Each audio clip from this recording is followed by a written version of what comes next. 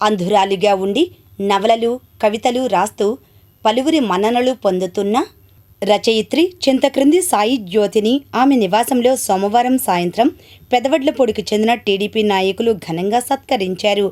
TDP శాశ్వత సభ్యులు అన్నే చంద్రశేఖర్, టీడీపీ నాయకులు అన్నే నందకిషోర్లు సాయి జ్యోతిని శాలువాలతో సత్కరించారు.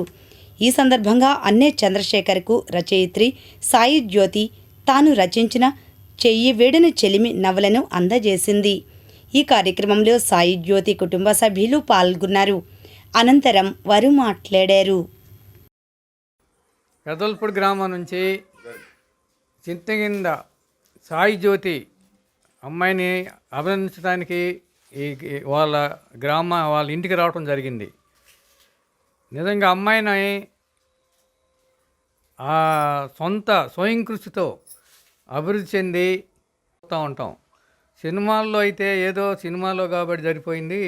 నిజ జీవితంలో ఇలాంటి ఇట్లా డెవలప్ అయ్యి అభివృద్ధి చెంది తన కాళ్ళ మీద తను నిలబెట్టుకునే స్థాయి ఉండదేమో అనే పరిస్థితిలో మనం ఆలోచించేవాళ్ళం ఒక రోజు, ఒక టైంలో. ఈ అమ్మాయి నిజంగా ఇలాంటి అమ్మాయిని ఆదర్శంగా తీసుకొని ఎంతో యాక్టివ్గా ఉండి అన్ని అవయవాలుండి వాళ్ళు ఎంత అభివృద్ధి చెందాలో ఆలోచించుకోవాల్సిన అవసరం ఇప్పుడు మన ముందుంది. ఈ అమ్మాయిని స్ఫూర్తిగా తీసుకుంటే ప్రతి ఒక్కళ్ళు ఆ కుటుంబానికి పూర్తి అండదండలతో నిలబడతారని, వాళ్ళ సమస్యలు వాళ్ళ కుటుంబానికి సమస్యలు ఎలాంటి క్రియేట్ చేయరని, ఈ అమ్మాయిని పూర్తి స్థాయిలో ప్రతి ఒక్కరూ ఆదర్శంగా తీసుకొని జీవితంలో సక్సెస్ఫుల్ జీవితాన్ని గడుపుతారని నేను కోరుకుంటున్నా. ఇలాంటి వాళ్ళని మనం అభినందించడానికి వచ్చినందుకు చాలా సంతోషపడుతూ, ఎంతమందినో క్రీడాకారులను చూసాం, లేకపోతే ఎంతమందినో కార్యక్రమంలో ఏదో ఒక రంగాల్లో అభివృద్ధి చెందిన వాళ్ళని చూసాం. కానీ ఇంత వ్యక్తిగతంగా ఇప్పుడు చెప్పారు, ఇల్లు కూడా అమ్మాయే కట్టించిందంట. ఇప్పుడు జూనియర్ అసిస్టెంట్గా జిల్లా పరిషత్ స్కూల్లో చేయటం, అమ్మాయి నిజంగా అది మనం వండరు. ఇలాంటి అమ్మాయిని అభినందించడం నేను మంగళగిరి నుంచి ఎంత డిస్టెన్స్ అయినా ఎంతైనా అమ్మాయిని అభినందించడం కోసమే నేను ఇక్కడికి రావడం జరిగింది.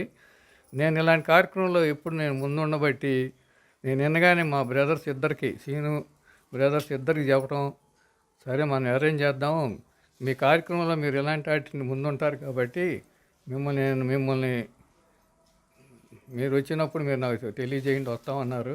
అందరికీ ధన్యవాదాలు. ఈ కుటుంబానికి నాకు అవసరం అయితే నేను ఏదైనా అవసరమైనప్పుడు ఆ కుటుంబానికి కూడా నేను అవసరానికి నిలబడతానని వీళ్ళ తల్లిదండ్రులందరికీ కూడా మనసారా దీవిస్తూ నేను సెలవు తీసుకుంటున్నాను. జై హింద్. జై చంద్రబాబు నాయుడు గారు, జై లోకేష్ బాబు గారు. ఇది నా ఒక్కదాంది కాదండి, ఇది మా విజువల్లీ ఇంపైర్డ్లో ఉన్న ఐక్యతను ఈ బుక్ తెలియచేస్తుంది. ఇప్పుడు మనం సోషల్ మీడియా వల్ల చాలా రకాల నెగిటివిటీని ఎదుర్కొంటున్నాము. కానీ మా విజువల్ ఇంపైర్డ్స్ అందరం కలిసి ఒక గ్రూప్ ఏర్పాటు చేశారు, ఒక మేడము.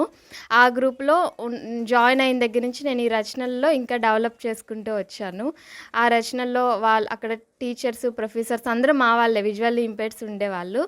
వాళ్ళు నన్ను గైడ్ చేయడము, ఎలా మిస్టేక్స్ అన్నీ సరిచేయడము అలా చేస్తూ వచ్చారు. ఇది స్పాన్సర్ అంటే ఈ బుక్ ఏమంటే కంటెంట్ బయటికి వెళ్ళడం కోసం దీనికి మేము దాదాపు ఒక అమౌంట్ ఖర్చు పెట్టాము. దానికి కూడా స్పాన్సర్ చేశారు. సో అందరం కలిసి ఈ బుక్ తీసుకొచ్చామన్నమాట. ఎందుకు ఈ విషయం చెప్తున్నానంటే ఇది కూడా జనాల్లోకి వెళ్ళాలి. ఈ కంటెంట్ని, ఈ పుస్తకాన్ని అందరూ చదివించి జనాల్లో విజువల్లీ ఇంపైర్డ్స్ అంటే ఏంటి అని ఒక అవగాహన తీసుకురావాలన్నది నా ప్రయత్నము. సో ఇది మా విజువల్లీ ఛాలెంజ్డ్ అందరి ఐక్యత అన్నమాట. మా టీం అందరం కలిసి ఈరోజు ఈ బుక్ని బయటికి తీసుకెళ్ళే ఉద్దేశం ఏంటంటే మమ్మల్ని చూసి జాలి పడడమో, సానుభూతి చెందడమో కాదు, వీళ్ళల్లో కూడా ప్రతిభ ఉంది, కొంచెం నమ్మకము, సహనము, ప్రేమ ఈ 3 అందిస్తే వీళ్ళు లైఫ్లో అనుకున్నవన్నీ సాధిస్తారు అని ప్రజలందరికీ తెలియడం కోసం మా ప్రయత్నం అండి. సో నేను అందరినీ రిక్వెస్ట్ చేసేది ఏంటంటే బుక్ గురించి ఎక్కువగా ప్రచారం చేసి బుక్ని అందరితో చదివించాలి అని